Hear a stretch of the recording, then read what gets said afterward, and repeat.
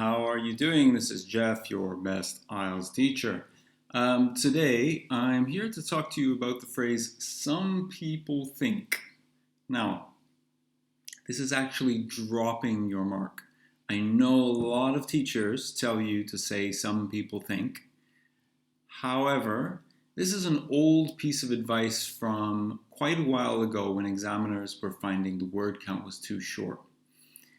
You don't want to fill your essay with words just because your word count is too short. So, the other thing with this some people think is it doesn't say on the band descriptors that you have to say what other people think. It doesn't say anything about that. There's no requirement whatsoever to say what other people think. I'm going to show you the band descriptors, all 4 of them, and we're going to take a look at what they say. And I'm going to show you why saying some people think takes words away from words you could be writing to get your mark. So you need to write as many words that are doing the things they say in the band descriptors and fewer words that aren't doing that.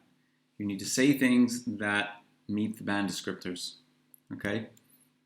We're going to look at an example, a student example, and a model answer. I'm going to show you the difference. So many children have an inordinate amount of unsupervised time because both parents are working long hours. Some people think, this is another example, some people think many problems come from parents working. What's the difference between these two? And which one do you think is better? So, in an academic essay, it's your job to write your information and your opinion on a subject. So you want to start by introducing the topic. That's what an introduction does. It introduces the topic. What some people think in an academic sense is complete nonsense. Nobody at university or any academic writes what some people think. Why? Because we don't know who these people are. Whenever you have an opinion in academics, you always say who it is and you reference it because you're saying that person thinks this because this reason, and that person is an expert. And that expert is saying this is important for whatever reason. And that goes together with what you're saying. But some people think is completely useless because in academics, and correct me if I'm wrong, but IELTS academic writing is an IELTS academic writing. It's academic writing. You're being tested to see if you can go to university. And at university, if you write some people think, your examiner will, or your tutor, your lecturer will say, what people? And every IELTS examiner has been to university. Every IELTS examiner went to university and none of them wrote this in their essays. So why are you doing it? Why would a tutor, if your tutor is telling you this, that means your tutor doesn't know how to write academically. I'm teaching you how to write academically for the exam, for your university, for your work. Okay? You see the difference here? Now, the other point I'm making is, if you write this, you're taking words away from other points you can make, increase your score on. Let me show you what I mean. Actually, let's pop down to vocabulary and grammar. Okay, so uses a sufficient range of vocabulary to allow some flexibility and precision. Sufficient means enough. Range means more than one. You've got quite a few words. And you have some flexibility, so you can talk about different things. And precision, you can talk exactly about things. Now, keep this in mind when we look at some people think. Not only is it about what some people we don't know who you're talking about thinks, but these words don't get you your vocabulary mark. There's no good words here. There's no flexibility. There's no precision. There's no range. And it's not sufficient to explain anything other than some random people that don't exist. Copying the question like this is useless. Even if you paraphrase it, you say it in another way, there are people that feel that it's the same meaningless nonsense. It's the same meaningless nonsense that gets you no marks and looks silly academically. So, sufficient range of vocabulary, right? Flexibility and precision. Inordinate, unsupervised. Two words that, especially inordinate, and it's this phrase, an inordinate amount. It means more than is necessary or too much. There shouldn't be that much of something. This is a 7+ precision flexible phrase that you use in the very first sentence of your essay.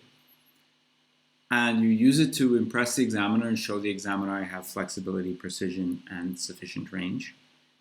And you're also introducing your essay, which is about your point of view. This is about your point of view, this essay. You're writing to express and explain why your idea is good. That's all that IELTS is testing, in essence. You're making a convincing argument. This is weak. It's not you, it's some people. Right.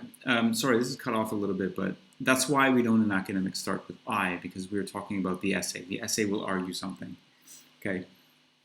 The essay is like a conversation between one academic and another or many other academics. You write, the essay says, and then they say, let's see what this essay says, and they write another essay back, maybe with the opposite point of view, or they write with a similar point of view to you, however their research goes, right? So you can see the difference between these, and I see this all the time with students, and I say, why are you doing this? And students say, well, my teacher told me to. I will do another video on this. Don't listen to what teachers tell you to do. The Bible, as it were, on what you should do is this. This is the band descriptors. This is what the examiner uses to mark you.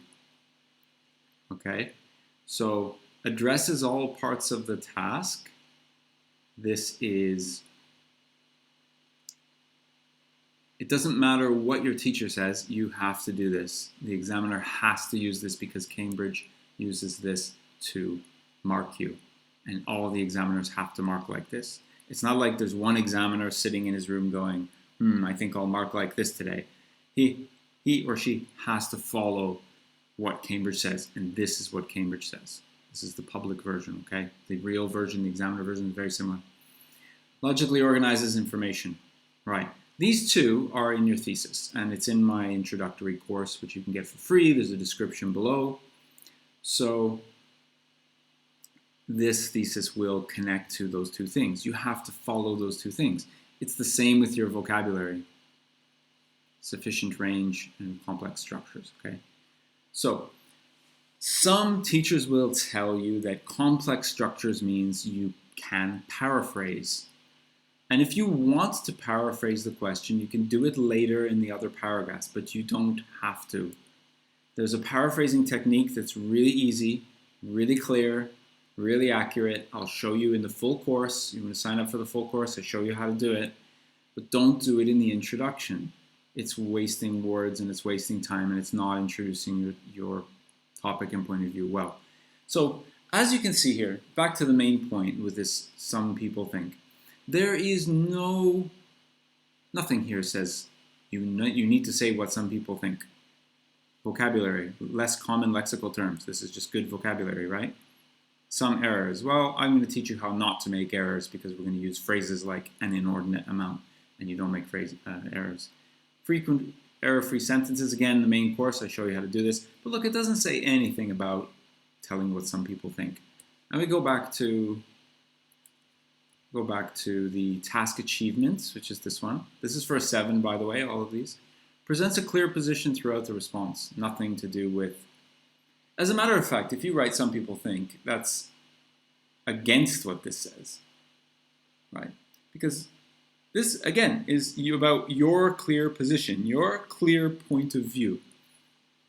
What are you going to explain in your paragraphs? What are you going to say is true in your paragraphs? That is your clear position. If you start off the essay with, well, some people think, where's you? You only have 250 words to show that you can have a point of view and you can argue it. So some people think is actually against this. It's opposite. Presents, extends, and supports the main ideas. You have to give those main ideas in the introduction, right? Overgeneralize, good. Overgeneralize, some people think. Generalize, again, right? Generalization. And here is just organization. You organize these ideas well. So these are your ideas, and here you organize them. Where is some people thinking this? It doesn't exist. Don't do it. It's a waste of words. You drop your mark by doing it, okay? If you want tips like this, fundamental, elemental parts of how to write an essay, not just tips. They are things you need for university. If you want to learn how to do them clearly, in nice, laid out, explained way, you can go to email me your introduction, IELTSstudyplan.com, or put your introduction in the comments below, and I'll take a look at it. Also in the description, there's my website, and there's also the Thinkific website where the course is. There's a free introductory course that teaches you how to make perfect introductions. I have hundreds of students get 7. I was educated at Cambridge myself, and the University of York. Despite being from Canada, I moved there and went to school there. And these are annoying, sorry. And where was I? And I've been doing this for 20 years. My students get 7+.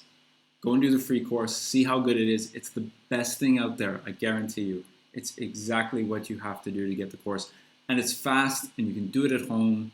And you have my full support, and you will get your mark.